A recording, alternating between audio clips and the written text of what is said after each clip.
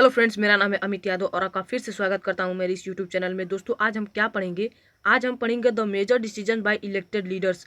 आज हम पढ़ेंगे एक पाकिस्तान का केस से एग्जाम्पल लेकर कि जो डेमोक्रेसी का पहला फीचर है, कैसे उसे अपने देश में उसका मतलब कि उसके खिलाफ जाते हैं और फिर भी कहते हैं कि हमारा देश डेमोक्रेटिक है।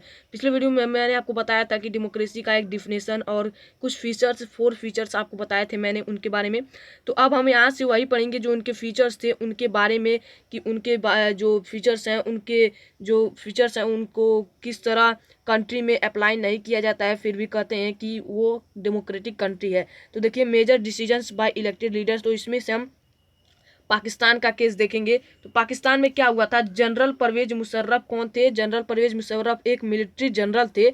आपको याद रखना है, जनरल परवेज मुशर्रफ एक मिलिट्री जनरल थे और उन्होंने एक मिलिट्री कूप ऑर्डर किया, मिलिट्री कूप जारी किया। कब? अक्टूबर 1999। देखिए, जनरल परवेज मुशर्रफ मिलिट्री कूप थे जिन्होंने मिलिट्री कूप जारी किया अक्टूबर 99। मिलिट्री कूप का क्या मतलब है? मतलब कि उन्होंने अपनी सेना को, मतलब कि जो उनके अंदर काम करते थे, अपनी सेना नहीं, मिलिट्री जनरल थे, मतलब कि उनके अंदर जो फोर्सेस थे उन्हें कहा कि जाओ देश में और सबको कंट्रोल करो। और पाकिस्तान का अपने आप को खुद ही उन्होंने अपने आप को रूलर घोषित कर लिया पाकिस्तान का 99 में, और फिर अपने आप को ही खुद ही प्रेसिडेंट भी घोषित कर लिया।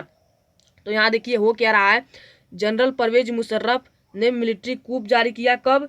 अक्टूबर 99 में, और फिर अपने आप को पाकिस्तान का प्रेसिडेंट घोषित कर लिया खुद ही, बिना किसी इलेक्शन के, बिना किसी के परमिशन के, खुद ही अपने आप ही कह दिए कि हम यहाँ के प्रेसिडेंट हैं। फिर क्या हुआ? वो 3 साल तक पाकिस्तान में रूल किए, और फिर जब उन्हें लगा कि अब हम मुझे अपने और जो मेरा टाइम पीरियड है उसे और बढ़ाना पड़ेगा, मुझे और देर तक रूल करना है, तो मुझे और लोगों से मतलब कि इस तरह से वोटिंग करवाना पड़ेगा। लेकिन जनरल परवेज मुशर्रफ को वोटिंग राइट तो कर नहीं सकते थे, क्योंकि उन्होंने खुद ही अपने आप को प्रेसिडेंट घोषित कर लिया था, तो उन्हें कौन वोट देगा? तो उन्होंने क्या किया कि एक रेफरेंडम जारी किया। रेफरेंडम कब जारी किया? 2002 में उन्होंने रेफरेंडम जारी किया, और granting him an extension for 5 years, और खुद को 5 ईयर्स तक और रूल कर सके, इसके लिए ग्रांट ले ली। अब रेफरेंडम, बात आता है कि रेफरेंडम क्या है। यहाँ पर पॉइंट आता है रेफरेंडम क्या है। रेफरेंडम का क्या मतलब है?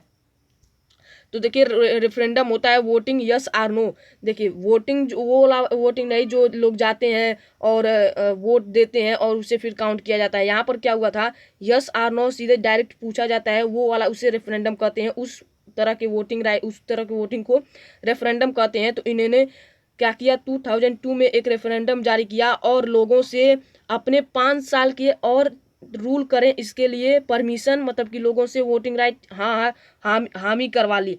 पर उन्हें उसे प्रोटेस्ट किया लोगों ने। किसने प्रोटेस्ट किया? मीडिया, वहाँ की जो थी पाकिस्तान की मीडिया थी। उन्होंने कहा कि आपने जो रेफरेंडम जारी किया वो गलत है। आपने ज़बरदस्ती रेफरेंडम लोगों से ज़बरदस्ती, क्या कहते हैं कि ज़बरदस्ती वो यस का वोटिंग ले लिया, हाँ भरवा लिया। आपने जो किया है वो इलीगल तरह से किया है।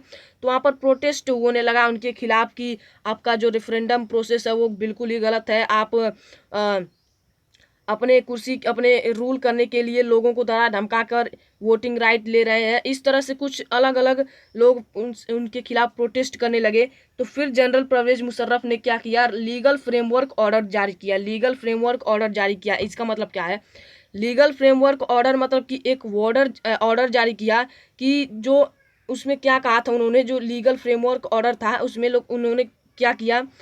कॉन्स्टिट्यूशन को बदल दिया, amended constitution. Legal framework order जारी किया और उसमें अमेंडेड कॉन्स्टिट्यूशन का मतलब है कॉन्स्टिट्यूशन को बदल दिया। और कॉन्स्टिट्यूशन को बदल कर उन्होंने क्या किया? ये देखिए, कॉन्स्टिट्यूशन को बदल कर उन्होंने कहा president can dismiss the national and provincial assemblies. देखिए, अब यहाँ पर क्या हो रहा है? प्रेसिडेंट डिसमिस कर सकता है नेशनल और प्रोविंशियल असेंबलीज को। अब देखिए क्या होता था कि पहले जो नेशनल असेंबली थी और प्रोविंशियल असेंबली, ये लोग कानून को बनाते थे और कानून को चलाते थे। पर जनरल परवेज मुशर्रफ ने क्या किया? उन्होंने कॉन्स्टिट्यूशन को बदल दिया और कहा कि अब जो प्रेसिडेंट है वो नेशनल असेंबली और प्रोविंशनल असेंबली पर रूल करेगी, उन्हें भी कंट्रोल करेगी, उन्हें डिसमिस कर सकती है। इस तरह का कुछ उन्होंने कॉन्स्टिट्यूशन में बदलाव ला दिया। और क्या एक चीज़ बदलाव लाई, national security council would supervise civilian. देखिए वहाँ पर पाकिस्तान में क्या था, सिविलियन कैबिनेट जो थी उनको क्या कर दिया, नेशनल सिक्योरिटी काउंसिल के नीचे काम करने के लिए कहा गया कि मतलब कि नेशनल सिक्योरिटी काउंसिल है उनको सुपरवाइज करेगी, उनको वो जो नेशनल सिक्योरिटी काउंसिल कहेगी वही सिविलियन कैबिनेट को करना पड़ेगा। और नेशनल सिक्योरिटी काउंसिल में कौन थे, नेशनल सिक्योरिटी काउंसिल में जो मुशर्रफ थे, जो जनरल परवेज मुशर्रफ थे, उनके रिश्तेदार, मिलिट्री लोग, ये लोग नेशनल काउंसिल सिक्योरिटी वाले में थे, नेशनल सिक्योरिटी काउंसिल में। तो यहाँ पर क्या देख रहे हैं कि जो जनरल परवेज मुशर्रफ है उन्होंने अपने फ़ायदे के लिए कॉन्स्टिट्यूशन को बदल दिया, लोगों से डरा धमका कर उन्हें अपने ग्रांट के लिए, अपने कुर्सी के लिए उन्होंने वोटिंग राइट ले ली। जो नेशनल सिविलियन कैबिनेट थी उनको उनके ऊपर सुपरवाइज करने के लिए कह दिया नेशनल सिक्योरिटी काउंसिल। और नेशनल सिक्योरिटी काउंसिल में कौन लोग थे, आर्मी लोग थी, क्योंकि जो जनरल परवेज मुशर्रफ था वो भी मिलिट्री थे, तो मिलिट्री के जो लोग थे मतलब कि उसके सहयोगी वो सारे लोग उसमें आर्मी ही भरे थे नेशनल सिक्योरिटी काउंसिल में। एक तरह से कहें कि तो पाकिस्तान का पूरा कंट्रोल अब किसके हाथ में आ गया था, जनरल परवेज मुशर्रफ के हाथ में आ गया था।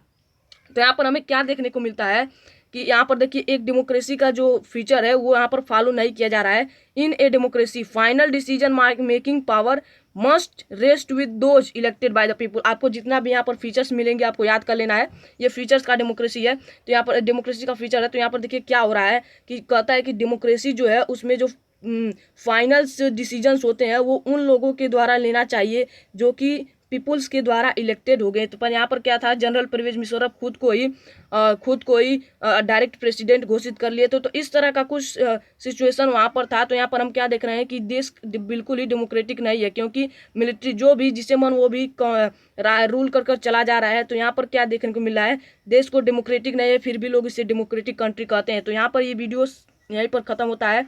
तो इस एक तरह से समझे कि एग्जाम्पल है। अब अगले वीडियो में हम देखेंगे free and fair electoral competition. तो चलिए मिलते हैं अगले वीडियो में, धन्यवाद।